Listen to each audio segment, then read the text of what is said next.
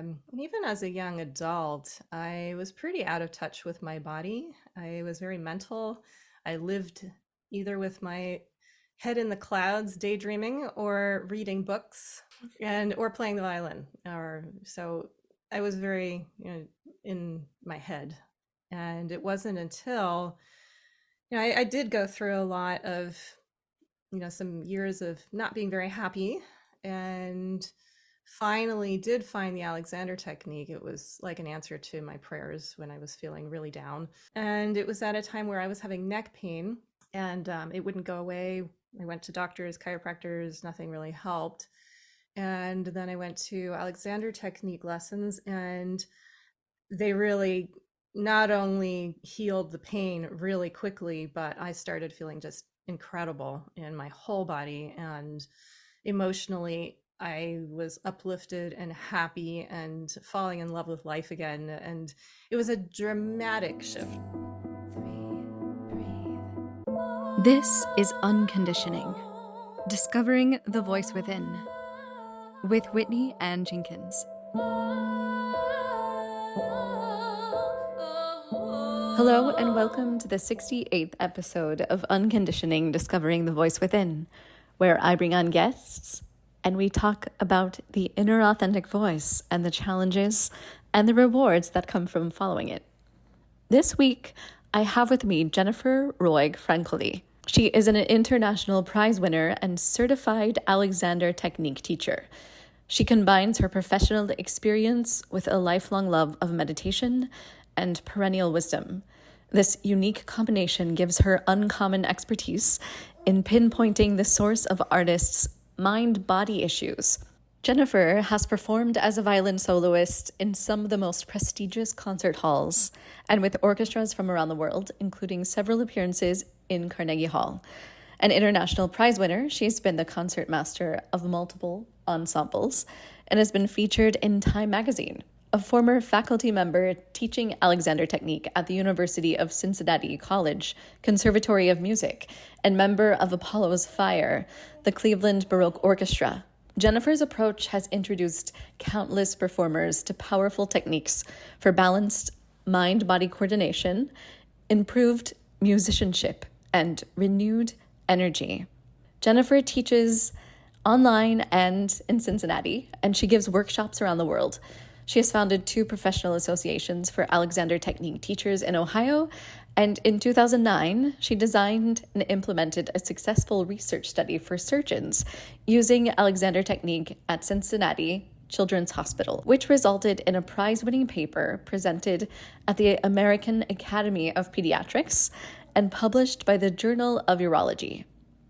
I had an amazing time talking with Jennifer, hearing her story and just learning from her wisdom of following her inner voice. So without further ado, here is Jennifer. Questions? I was thinking about your interesting question about if there's anything you feel uncomfortable talking about.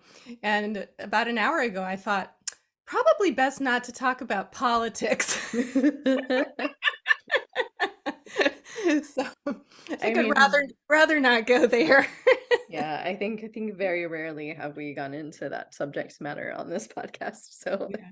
You never know. It kind of came up a little bit in another one, and I'm like, wait, let's not do that. yeah, I'm with you.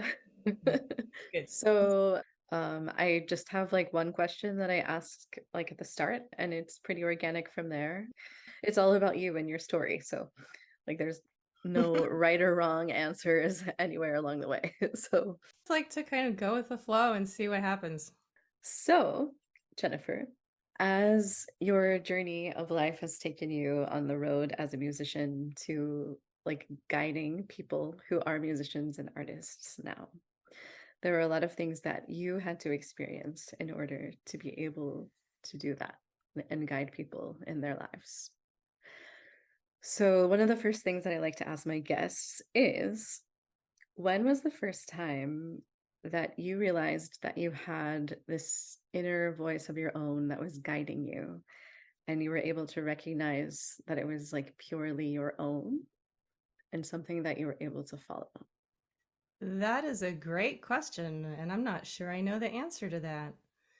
but I knew I wanted a violin when I was 2, Okay. but I don't think I was conscious, of that being me being guided in any way. I just knew I wanted that violin, and I got it when I was 4, and I had no doubt whatsoever that that's what I wanted to do with my life. Hmm. But I think it wasn't until age 19 or so when I came into contact with a spiritual perspective on life, where suddenly I was able to see everything differently. And maybe that would qualify as a moment when I realized I was being guided innerly by some and externally by something greater that was me Yeah. at the same time.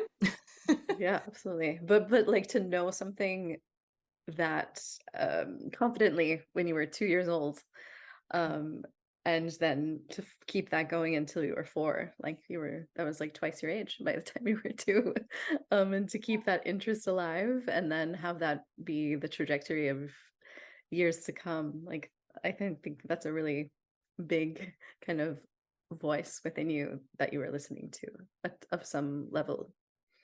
Yeah, and I think I was really influenced by my parents. They were musicians and used to play chamber music in our living room in the evenings when I was a baby. I would be sat there and I got to listen and watch. And my mother was a cellist and my father was a violist. They're both musicians today, but my mother now plays clarinet, and my Okay. dad plays viola and trombone and some violin. But they were not violinists, and yet I fell in love with the sound of the violin, I think, when they were playing quartets. And Mm. I guess I just liked the melody. Yeah. I still like the melody. You stayed within the string family at least. Yes, that's right. Although my boyfriend is a percussionist and a composer, so There you go. Okay. funny. All right. So do you remember what it was like when you first picked up the violin after like desiring to want to do that for so long? Or was it just something No. like naturally within you? I don't remember that at all. All my earliest memories are, from photographs that somehow keep alive some of those moments. Um, and I remember early Suzuki group lessons with other kids and teachers, and I have a lot of memories of those group fun times with other kids and practicing with my mom. I don't know if you know much about the Suzuki method, but or for your listeners, the traditional way of learning the Suzuki method, the parent actually learns the instrument with the child. So my mother was not a violinist, but she picked up the violin to learn it Hmm. along with me. And so she was basically my teacher every day, except once a week I would go to the violin teacher and also to those group classes. So I have really good memories of making music with other people. But Yeah. then also from a very early age, I just loved being a soloist. Yeah. That makes so you had a sense of community within the music as well as Mhm. allowing it to be a voice of your own, perhaps. Yes, and I think that got lost a little bit along the way, where really my drive to be a soloist was strong and kind of took over. I was pretty competitive, and so I was very early on better than the other kids, or most of them. And my mom entered me in competitions from the time I was young, and I just thrived on that. And I don't know if it was a good thing or not, but that's the way it was for a long time. And so being, playing on my own, doing my own thing, and being the first violinist or the soloist, kind of standing out, that came naturally for me. And it was more interesting than the group experience for a long time. I always had fun in the groups, but it was partly competitive, I have to admit, too. And then it wasn't until much later where I was in ensembles Hmm. where it became something more communal and equal with everyone else. Much healthier in a way. Oh, I totally get that. So, did you struggle with discipline at all when it came to your music, or was it something that you just felt motivated at all times to Oh kind of chase no. after? I I hated practicing. I have always hated practicing. I can't say I hate practicing now. I just don't practice. That's the truth. It's a long story. But no, it wasn't like I resisted it. I was quote unquote a good girl and did the things I was supposed to do. And I really had a very strong drive for the goals of being a violinist. I was thinking long range, even from the time I was really young. I wanted to grow up and win the competitions and win the jobs and become the soloist and famous international soloist. And I just was really clear on what I wanted. And so then it was also clear that I needed to practice and, carry out the steps necessary to get there. And thankfully, my parents were, I feel so fortunate with the family I grew up in. My parents were really loving and very, very supportive. And they had an understanding of the music world, even though, like, my dad was an English professor, he was an amateur violist. My mom became a professional Suzuki cello teacher, actually, inspired by the Suzuki method. But um, yeah, it was I don't know. I'm losing my train of thought now as I'm starting to go down memory lane. No, you're fine. So, as far as like a classical musician goes, you're kind of like keeping the traditions alive of composers from the past. Is that a fair way to put that? Yeah, it's true. I mean, most of my basically, as a kid and a teenager, that's when I was really focused on becoming a soloist. And I was a classical violinist exclusively. I came into contact with the early music world when I was doing my bachelor's at Indiana University. So, yes, all old music except for, contemporary composers that we would play sometimes, but mostly older music. It's true. And my favorite composer has always been J.S. Bach, who, was around in the 1700s. So, Yeah. but to me, I've never really thought of it as old music. Because it's coming through me and I am making it something fresh and Mhm. new every single time it comes through me. It's never the same way twice. Yeah. So you're finding your own voice within that tradition. Yes. And yet I also had I made a video, I guess, when was it? Maybe 8 years ago, something like, no, it must have been 7 or 8 years ago, where I started dabbling in gypsy jazz violin. Oh yeah, I love that. um, Yeah. I just I've always loved other kinds of music, but my profession has always been classical. But I started just fooling around with some gypsy jazz, and there's one YouTube recording that I have of the minor swing, which was just so much fun.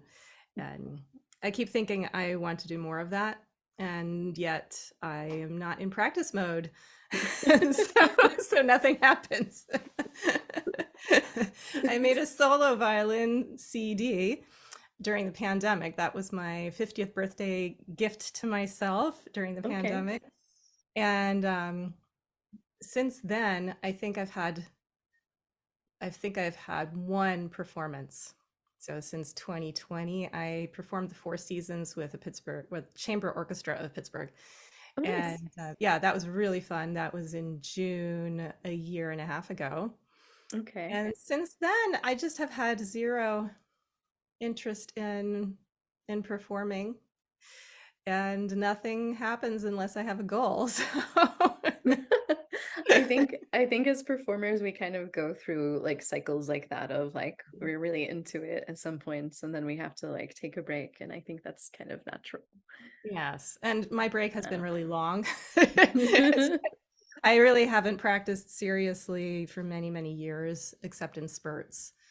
And everything changed when I was 19, and I really did completely drop my solo ambitions at that age because almost from one day to the next, I did discover I had like a paradigm shift on life. I started seeing everything differently, and suddenly I didn't feel like I needed my Mhm. violin anymore. In fact, I would have just given it up, except that I had, thankfully, good advice from people close to me. Like my now ex husband was like, "You shouldn't give up the violin. You've been doing this your whole life. Don't give up an art that you're good at." So I didn't quit, but I did drop the solo ambitions at that time and sort of grudgingly kept playing the violin. And that was an interesting process over a number of years because I kept playing. I was concertmaster of some orchestras. I played in the back of the seconds in another orchestra. I played chamber music. I did a McDonald's commercial. It's like I did so many different kinds of things, but none of them were the one thing I had been focused on up until age 19, 20. Yeah. And my heart kind of went out of the whole thing in a sense. I wasn't really enjoying it in the same way that I was as a kid, where it was this natural urge that I had and real true desire that I kind of threw the baby out with the bathwater. And so I mean, all of those things that you just mentioned before the time you were 20, like that's quite ambitious and accomplished of you to be able to do all of those things. So I well, the feel things I like just mentioned were Mhm. after Okay. that. But it's true. Before age 20, I had already played in Yeah, Carnegie Hall twice. I right. had played with international orchestras and won international competitions. And so, yeah, I felt like I had kind of done it all in a way, although, of Mhm. course, very, very far from having done it all. But there was this sense that I had kind of done what I wanted to do. And I just had other interests suddenly. Yeah. So, Yeah, so the you end. mentioned a shift when you were 19. So Right. was there something specific that happened that opened that world up for you? Well, I met my husband at the time, and he introduced me just to a universal perspective on life based on an awareness of spirituality. Mhm.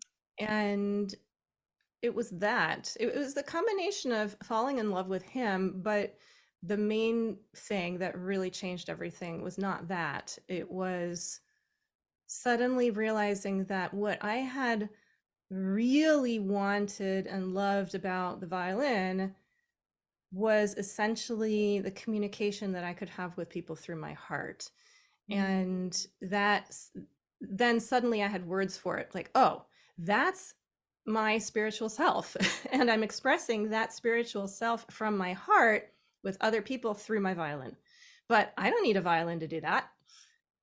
So, in a sense, my violin and music had been kind of like a religion up to Oh that yeah. point. And suddenly I realized I didn't need that mode of expression, that there were other ways to have a spiritual life that didn't involve the violin. Right. So then I started exploring all that and at the same time still playing the violin, but not at all in the same way. And yeah, so that was a big, big change.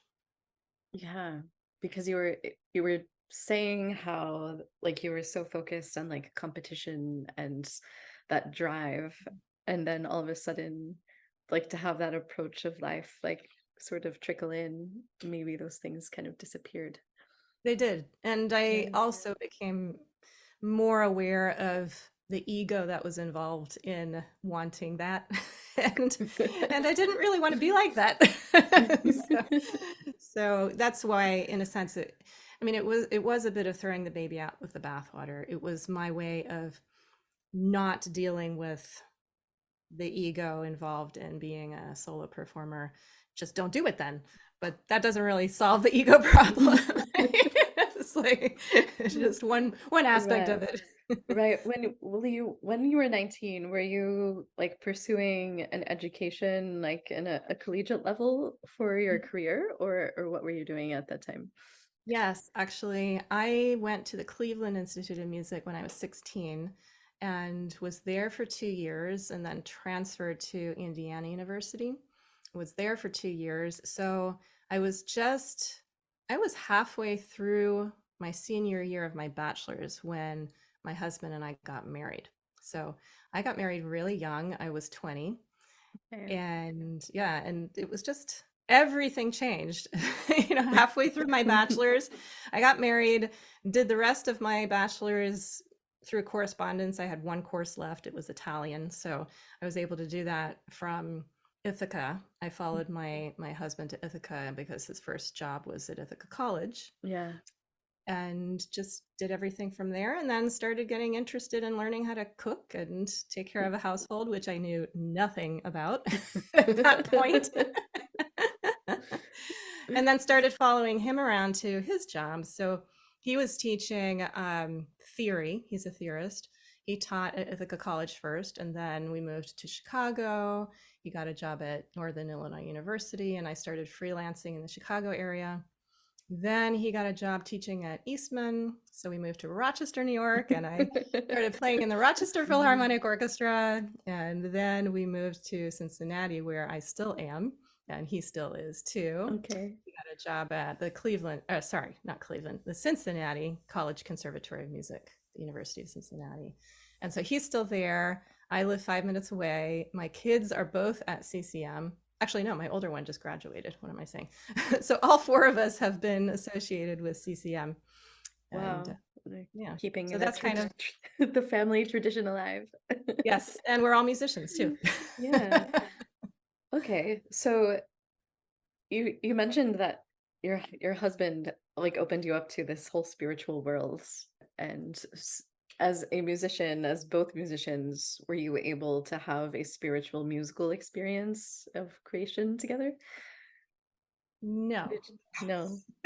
Al- Although he did write some really beautiful pieces for me. One of them, so I guess you could say yes. I never really thought of it as a spiritual collaboration of any kind, but yeah, there's always spirit in music. So Yeah.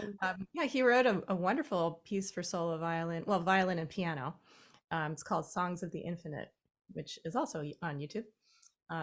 And I really enjoyed playing that. I actually got to play that in recital at Carnegie Hall, and it was a recital of his music. And Oh, so I was okay. able to perform that there. I have a really nice memory of that concert. It was the first time, actually, was it the first or the second time? I think it was the second time where I actually dared to perform barefoot. Oh, And okay. that was at Carnegie Hall. It was a personal coup for me because I don't wear shoes during the day. I love to have my feet spread and be free and grounded. And I like to be barefoot outside when the weather permits. Yeah. So it always felt wrong to be having my feet squished into shoes when I was expressing myself through the violin. And this was a while ago. Now people do that much more often, but at the time, like nobody was really playing barefoot. So I felt very happy that I had the guts to do that at the time. It really helped me feel at home and comfortable on the stage at Carnegie. Yeah, so physicality seems to be like another element that you've kind of implemented into your life as far as the Alexander technique. Absolutely. Yeah, so would you like to share how you discovered that and how that applies to everything? Sure. Yeah.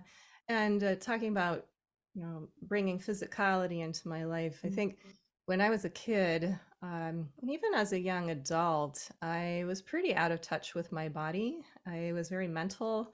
I lived either with my head in the clouds, daydreaming, or reading books. That's like daydreaming, fiction, and or playing the violin. Or so I was very, in my head. And it wasn't until, I did go through a lot of, some years of not being very happy, and finally did find the Alexander technique. It was like an answer to my prayers when I was feeling really down. It was actually my third try at the Alexander technique. I didn't really click with it. I didn't like it at all the first two times. And actually, the time that worked was about 12 years after the first time I had tried the Alexander technique, because I had a good friend who told me, you really have to try one more time. You would love this. I know you would love the Alexander technique, Jennifer. You just need to find the right teacher. So I did find the right teacher, and it was at a time where I was having neck pain, and it wouldn't go away. I went to doctors, chiropractors, nothing really helped. And then I went to Alexander technique lessons, and they really not only healed the pain really quickly, but I started feeling just incredible in my whole body, and emotionally I was uplifted and happy and falling in love with life again. And it was a dramatic shift. It was as dramatic as the shift we already talked about when I was 19, from quitting my solo career and getting married. That was major. But finding the Alexander technique was also very major. Again, it was like a paradigm shift where suddenly I was able to see the world and life through a different lens almost. Took on a completely different form, where my body was included in everything. Suddenly I was aware of being in my body and feeling good, and being able to move with less constriction. I mean, I remember so well one day coming home from a lesson and watching my arm float up to a kitchen cupboard to get a glass, and I was just watching it move, and it was just floating with such ease and grace. It was almost like it wasn't my arm. It was really marvelous, and it was like, what is happening to me? I feel amazing. So I Yeah. kept studying. Would you mind explaining to the listeners what the Alexander technique is, just in case like it's a new concept for them? Sure, absolutely. Of course, there's so much to read about it online, but the way I teach it is actually really different from the way most people would. Like, if any of my listeners have, our listeners, sorry, if any of our listeners right now were, if they've done Alexander technique, it was probably hands-on with touch, and if they read about it online, they'll probably be reading about lessons with touch. Basically, Alexander technique was developed by Frederick Matthias. What was his name? Frederick Matthias Alexander. He was born in 1869, and he was an actor, like you, actually. Yeah, I'm sure. Have you actually done some Alexander technique yourself? Yeah, I'm familiar with it, but I want to hear it in your words. So you know a little bit about it. Yeah. So, well, he had a performance issue as an actor, where he would go up on stage and get hoarse every time that he went to recite, and doctors and voice specialists couldn't help him. So he figured out that because it was only happening when he went to perform, when he went to recite, it must be something that he was doing to himself to cause that problem. And also because there was clearly nothing wrong with his voice. There was nothing wrong with the voice box, with the vocal mechanism. So he set about to figure out what he was doing to cause that problem. And the story goes that it took years of him watching himself in full length mirrors. Like, he got 3 of those big mirrors and watched himself, which at that time people didn't have like we do now. So it was almost like me going out to buy scientific equipment, right? So he got the full length mirrors and started watching himself. And at first he had no idea. He didn't see anything, but he kept with it. And that tenacity is actually one of the most incredible things about his story, is that even though he wasn't being able to solve the problem, he didn't give up. And he just was going on his gut, his instinct, and the intellectual working out of his problem. It's like, it was logical. If I only get hoarse on stage, I must be causing that. So if I'm causing it, I must be the one that has the solution. So I'd better figure it out, because nobody else is going to do it for me. So Wow, like that. it's pretty amazing. Yeah. Not many people do that. No, they don't. So I really admire that he did that. And thankfully for all of us, he did. And he did cure his problem. And then he went on to have a successful acting career, and people started flocking to him to study with him. Like, how can I get a voice like that? Right? So he started teaching, and then he realized that everybody that came to him had the same issue that was just manifesting in different ways. And, long story short, he discovered really important integral things about how the mind and body work together in the human organism that cause a person to have good coordination and therefore have everything work, the systems work, their organs work, the thinking and the actions and the movements work easily, naturally. Like you're either doing that or you're interfering with that by doing something which starts in the mind. And that's the aspect of the Alexander technique that I have been personally fascinated in for many years. The part about it where it's about how you're thinking. So he discovered he was thinking in a certain way that caused his body to pull down or compress or tighten to cause the hoarseness in his throat. And so once he realized the connection between his thinking and the results in the body, he was able to experiment with different ways of thinking to get different results in his body. And he discovered how to think in a way to let the body free up and do its thing naturally.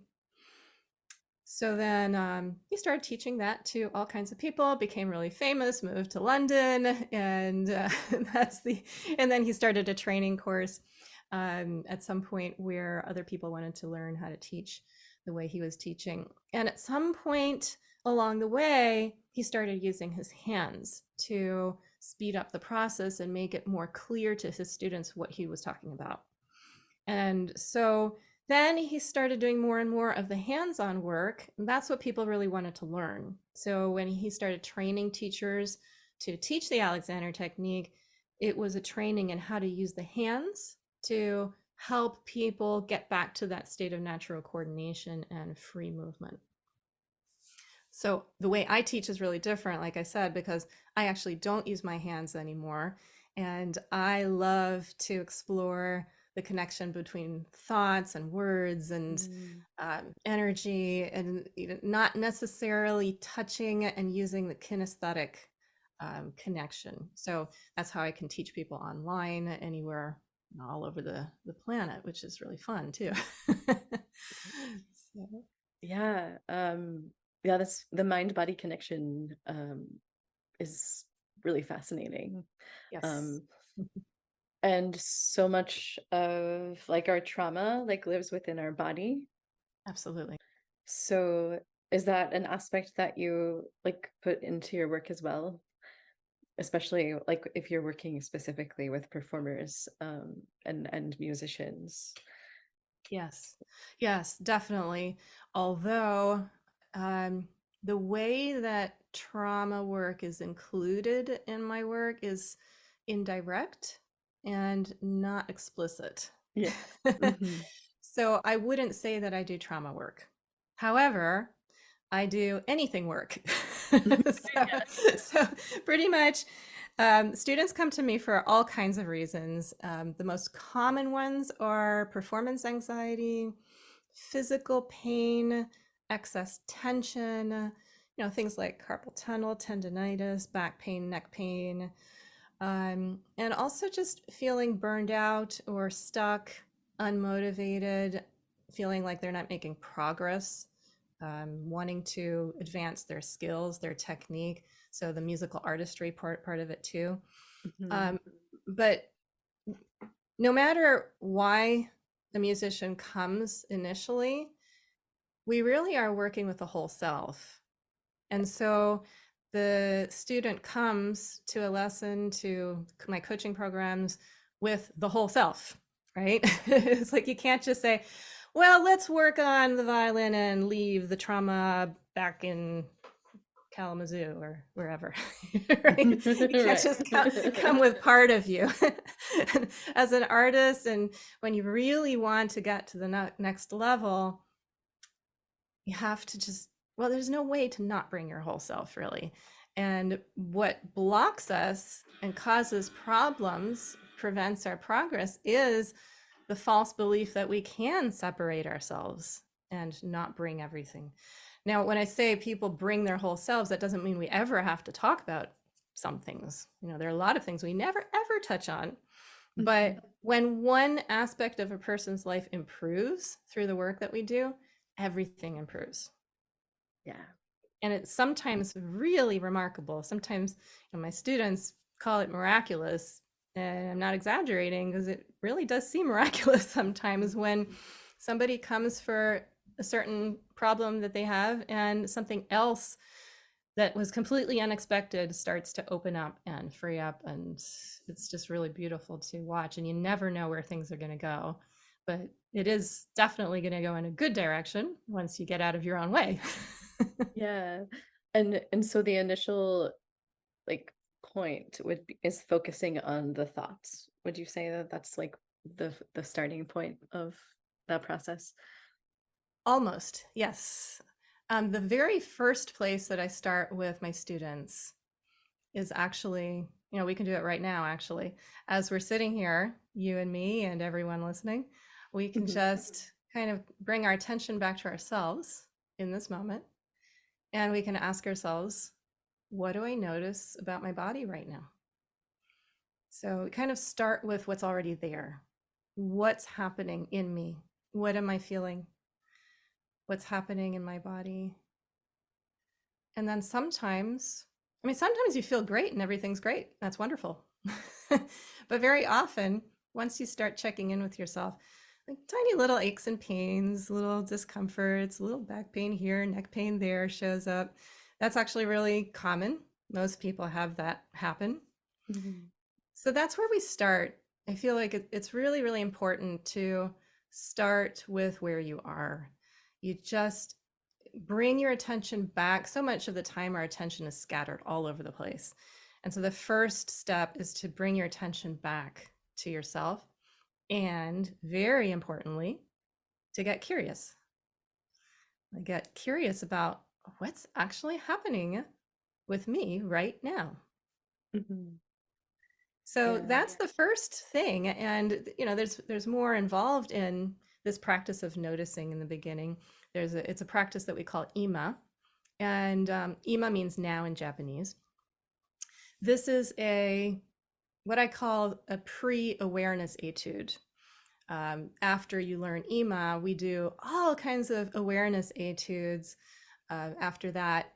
And this actually is in the context of something called primal Alexander, which is the specific mode of Alexander technique that I teach, which was developed by my partner, Mio Morales. And yeah, so those are the steps. So we start there. You start where you are. And then we go into the thinking, exactly what you said. So as soon as you can connect to what's actually happening, you can get Mhm. curious about, okay, well, there's tension here, but what about, is there some easing in my body too? Is there a place in my body that feels fine? Yeah, I can see you kind of getting curious. Yeah, yeah. I'm thinking of like the awareness though, like the awareness of yourself, like having that awareness versus the Yes. ego of self, which we talked about earlier. And I was thinking about like your career and like competition and then like that opening up for you and how all of these things kind of connect to where you are now. It's Yes, it's really been an nice. interesting path. Yeah, I absolutely Yeah. love what I do now. It's constantly interesting, and my students are always inspiring me because everybody's exactly the same. We all have a mind and a body and emotions and a creative spirit, and yet everybody is completely different. It's so fun to see what people bring and what they can do to help themselves when they learn to think in a slightly different way, a more constructive way. Yeah, so you learning the Alexander technique for yourself must have been profoundly motivating for you as far as like your own personal change, enough that you're teaching it to other people. So, Yes. so what benefits did the Alexander technique provide you as a person and performer and Oh my gosh. So much. So much. Um, so much that I don't even know where to start. Well, the first thing obviously was that my pain went away. The physical pain that I showed up right? that first lesson, pain in my neck went away. But at the same time, emotionally, I just started feeling so much happier and freer. My relationships started improving because I became less reactive and more consciously in control of my thoughts and my actions. Became I became much more curious. I had, I think emotionally, I had gradually started to deaden a little bit, where it's hard to describe, but I just wasn't interested in a lot of things anymore. And I don't know. As a kid, I was very one track minded, but I was also really driven to learn about the violin and music and all that. And I did fine in school, but it was never really that interesting. It was always about music, music, music. Yeah. And then when I dropped that, then I was interested in comparative religions and spirituality, and I learned and learned and learned. But then I got to a point where I was practicing things, meditation, for example, which is wonderful. And I continue to do that. And I think it's really, really important.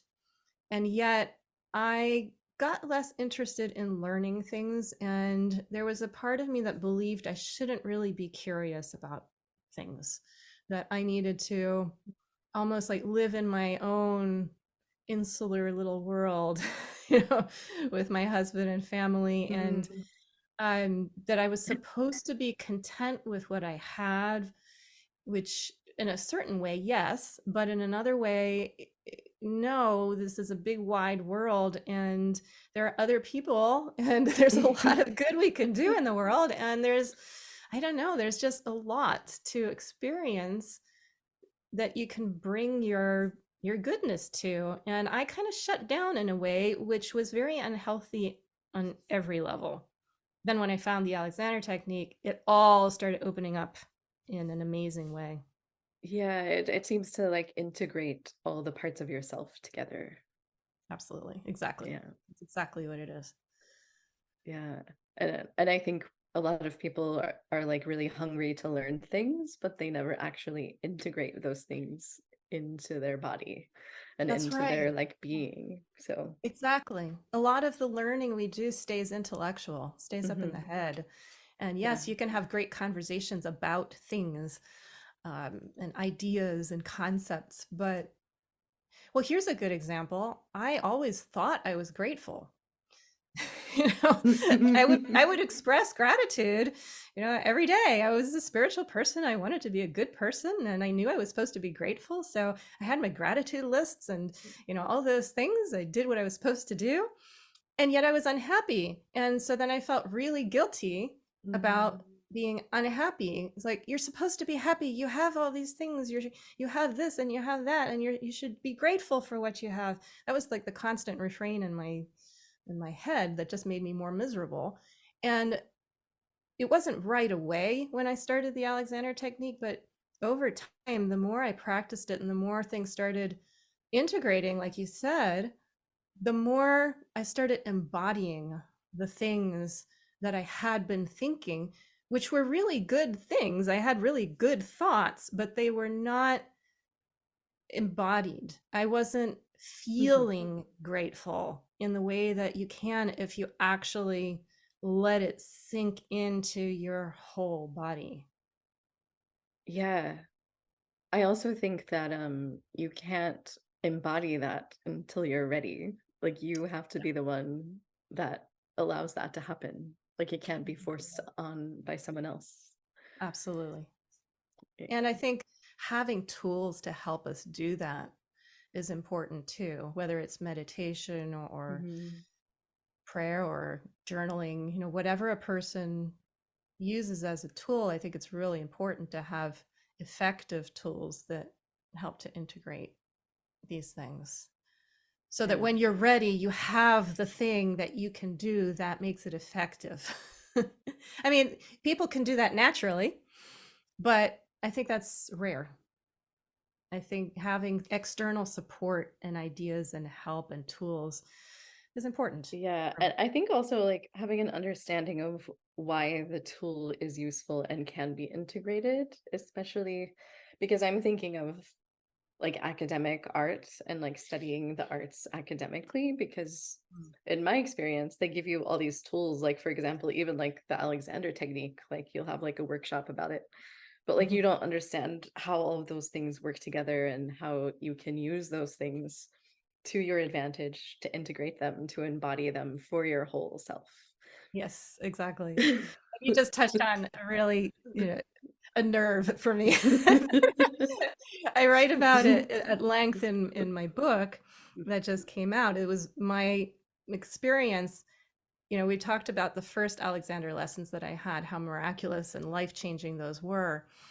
But at the same time, I was extremely frustrated because I would go to my lessons, have this life-changing experience. I would be floating on air for the next couple days, and everything was amazing, feeling so good. But then slowly I'd come back down to earth, and things would start to feel heavy again. And my mood would start to go slowly down again. And that shining love of life just kind of got a little more cloudy again. And so I was desperate to go to my next Alexander technique lesson to get that experience again. And then I would need the next one. And yes, over time I was changing, but I had no idea what was going on in those lessons. And my teacher is fantastic. The hands-on was just wonderful, or I wouldn't have had those experiences, and I'm forever grateful. But he was very quiet most of the time, and we didn't really talk much about the process. And so I didn't understand what was causing the changes. And a lot of the times it felt like it was because of the what the teacher was doing with that gentle touch that I could not replicate on my own. Mhm. And so I took 30 lessons, which was amazing. And then I decided, okay, I need to figure this out. Actually, before the 30 lessons were over, I went and got all of Alexander's books from the library. I read them all. I'm like, I need to figure this out. What's going on here? So I read them. I loved them. They made sense, but I couldn't connect what I was reading with what I was experiencing in the lessons. And it wasn't practically helpful for me to change anything. So then I thought, okay, well, obviously I need to do a teacher training because that's the only way I'm going to get this. So I never wanted to teach. I just wanted to understand how to get that experience for myself without depending on a teacher. Mhm. So I went and did the 1,600 hours of training over 3 years to get certified as an Alexander teacher. Thankfully, the deal with my husband was we're going to pay so much money and you're going to be gone for 3 years. And so you better use this skill and teach when you're done. So that was the deal. And thankfully, halfway through the training, I fell in love with teaching. So that worked out really well. But, even after 3 years of training, I was out there teaching it and I still didn't really understand how to do it for myself, which Mhm. was just so frustrating. And it wasn't until I started experimenting with using my hands less and really wanting to help my students learn to do it for themselves. Because I was teaching at the university and they only allowed me to have my students for one semester, which I think is crazy, but that was that was how it was at the time, and there was nothing I could do about it. So I thought these poor students are going to have a great semester, and then I'm dropping them because I'm not allowed to teach them any longer. So I want them to have something at the end of the semester that they can do to help themselves when they don't have my support anymore. So they can't become dependent on my touch. They need something that they can do. So I tried to help them to think differently to get different results. And it started working, which was really exciting. But then what really changed everything for me and my teaching was when I met Mio. So my partner, Mio Morales, I met him at the International Congress for the Alexander Technique in Limerick, Ireland. And I always forget what year that was, but I think it was it was like 8 years ago, whatever that is. So 2015. So Oh, that was 8 years ago. I know, it's crazy. So I met him there, and it turns out that he had been teaching without his hands, without touch, for quite a few years, and he had developed a whole process for doing that that he was still developing and experimenting with. And so we hit it off. At that time, this was long before the pandemic. We were two of maybe a handful of people in the whole world, actually, who were experimenting with hands-free teaching. And so it was really fun to talk with someone who really knew what he was doing. At this point, he's been doing Alexander technique for more than 50 years. So he's really a master teacher. So I started learning his process for teaching and learning and doing the Alexander technique for myself. And it worked. And it's all about what you think is what you get. So get curious about what you're thinking. If you don't like the effects, then maybe you need to think differently. So start experimenting, and here is a way that you can try to think differently. And so there is a specific way that we help our students think differently, and we call it constructive thinking. And it is a specific way of thinking that does integrate your thinking with your body, with your emotions, with your whole self, with awareness. So from the very first day of working with me, my students can experience that, and they know exactly what they're doing to get the results they're getting, even in the first day. It's really, really simple and really easy. That's really it's really cool, that story, because like you were seeking something to find the answer and now you're able to teach others because of that answer that you were seeking. Yeah, I feel really, really fortunate. Life has sort of taken me along these steps, and I think it does for everybody, right? But yeah, I do feel really fortunate to be teaching what I wanted to learn. Yeah. Wow. If people would like to work with you, like do you take students online or Yes. individually or in a group setting, or how does that work? Yeah. Actually, since 2018, I've been exclusively online. So I have two main programs. I do a premium coaching private program. That's a 6-month coaching program, and all of my programs include some private, a group experience, and self-study courses that I've created. So I have the 6-month program, and then I also have an introductory course that changes periodically. Sometimes it's focusing on performance anxiety, sometimes we're emphasizing pain or physical tension, and sometimes it's just a general integrative experience. I call it the musician's mind body breakthrough. And so, yeah, people can find me and just ask and get in touch with me. And I usually ask a person if they're an amateur or professional, because the process is exactly the same, but the languaging and some of the goals that people have are a little different, if they're an amateur or professional. But I work with all kinds of musicians, not just classical either, from beginner amateurs to elite professionals, classical, non-classical, anything goes, because we're just people. I'm just working Yeah, with a person. yeah. And I imagine the stresses of those two things are much different also.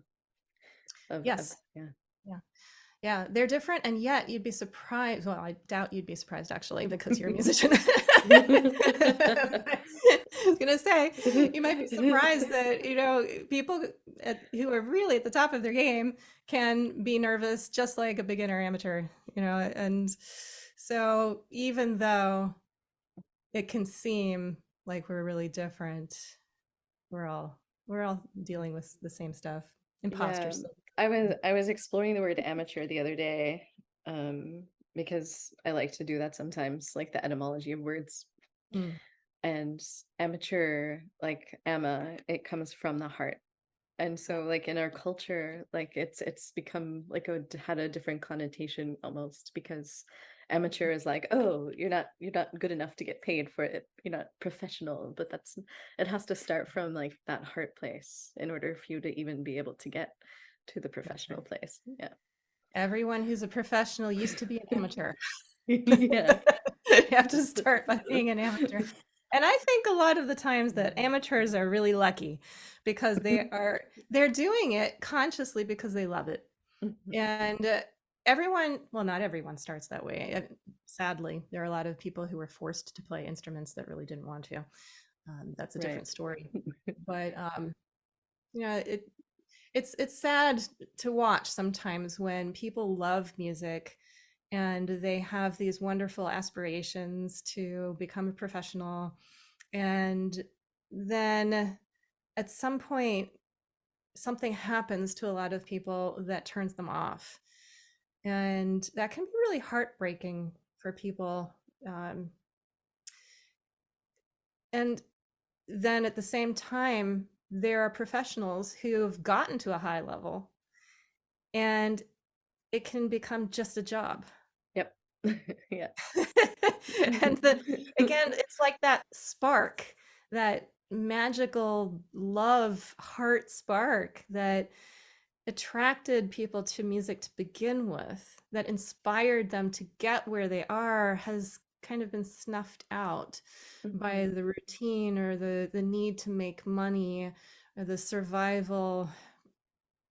Yeah, all of that. There's so many reasons it happens, but a lot of my students do come to me feeling really unhappy with where they are in their musical careers. I'm thinking right now of the professionals, and unfortunately, a lot of them come to me as a last resort. I wish they would come to me as a first resort because it would save them sometimes years of angst. But sadly, most of them end up trying, they'll have pain and they go to the doctor, which of course I recommend anyway. But they'll go to the doctor and a lot of them will get surgeries that are unnecessary, or they'll go Yeah. to the chiropractor and massage for week after year, and they're feeling miserable. So they go to the therapists and the counselors year after year after year. And then finally, they're about to give everything up and they hear about me and they come to me and say, well, I think I'll try one last thing. And if this doesn't work, I give up. And it works. And they're always telling me, I wish I had found you 10 years earlier.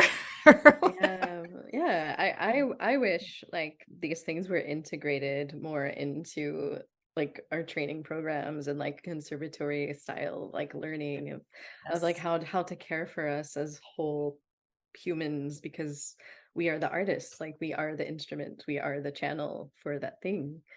And if we Yes. don't take care of ourselves, then like breaking us down like military style is not going to like do anything except prepare us for the professional world, I guess. But Yeah. Yeah. No, you're absolutely right. I totally agree with you. And thankfully, there are a lot of institutions that do have a class or two. right.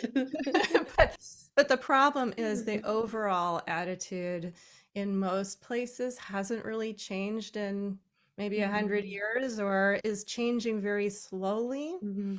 And what you just said is so important, that and I do think that singers are much more conscious usually than instrumentalists, just because your body is your instrument.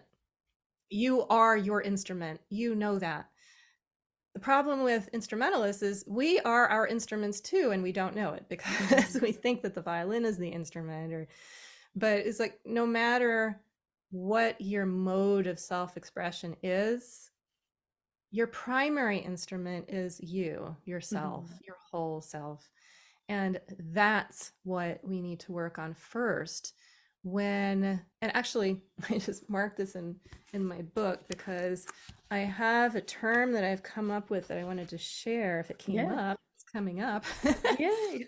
I call it primary practice. Primary practice is the practice of noticing and prioritizing the quality of awareness that you bring to your experience of your whole being as you engage in any given activity at any given moment. So basically, it's saying that we need to be practicing noticing and prioritizing our awareness of ourself. And that's something we practice all of our waking hours, whether we know it or not. And so we might as well know it and practice how we're using our whole selves consciously so that we can get better at it and we can be more integrated and less reactive and just more responsive and freer. That's something we have to practice when we walk down the street or when we brush our teeth or when we do the dishes or when we call a friend on the phone. We need to be conscious what's happening to my instrument as I'm doing these things.